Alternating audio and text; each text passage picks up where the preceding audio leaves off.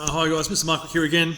The second video for today's lesson is finding the unknown value in a formula. So in that first video, the example 16 I showed you, we were actually working out what the subject was, or the value of the variable on the left hand side of the equation was equal to, given some values to substitute into an equation.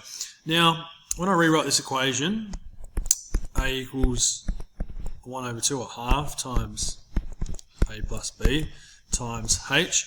You can see we actually need to find the value of b, which is inside the equation on the right hand side. That's fine.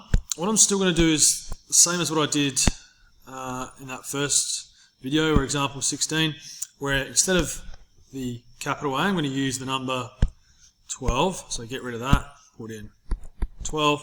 For the lowercase a, I'm going to use the number 5. And instead of h, I'm going to use the value 4.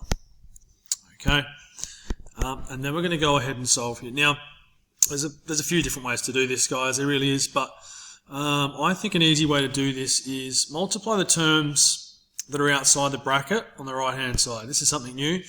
We can do half times by 4 just to get rid of the two terms outside the brackets there on the right hand side. So half times 4, half of 4, mathematically, times or of mean the same thing.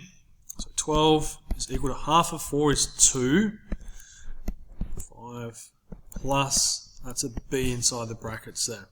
Okay, half times 4, that's where the 2 came from, guys. Now, I'm going to solve for b by removing, to start with, the 2 here. So instead of times by 2, which is what's happening between the 2 and the bracket, I'm going to divide by 2, which means I need to divide by 2 on the left hand side too. So 12 divided by 2 is 6, and that's equal to, I've just got now 5 plus b. The brackets can be removed, because essentially the only thing at the front of the bracket is a 1, a positive 1. If there was a 1 in front, and I use the distributive law, 1 times 5 is 5, 1 times b is b anyway. So I'm now at the point where I've got 6 equals 5 plus b. I'm going to remove that 5 by subtracting 5 from the right hand side. That means I need to subtract 5 from the left hand side too. And I'm left with just 1, 6 take 5, equals b, or b equals to 1. Okay, so there you have it. Step by step I'm sort of working backwards, but again I've substituted those values into an equation, and I've been able to solve for an unknown within the equation on the right hand side, rather than just solving for the subject on the right hand side. So hopefully that helps, guys. Again, example 17 is related to a specific question I've got on DayMap if you're in my class, and if you've got any questions, guys, don't hesitate, get in contact and I'll try and help you out.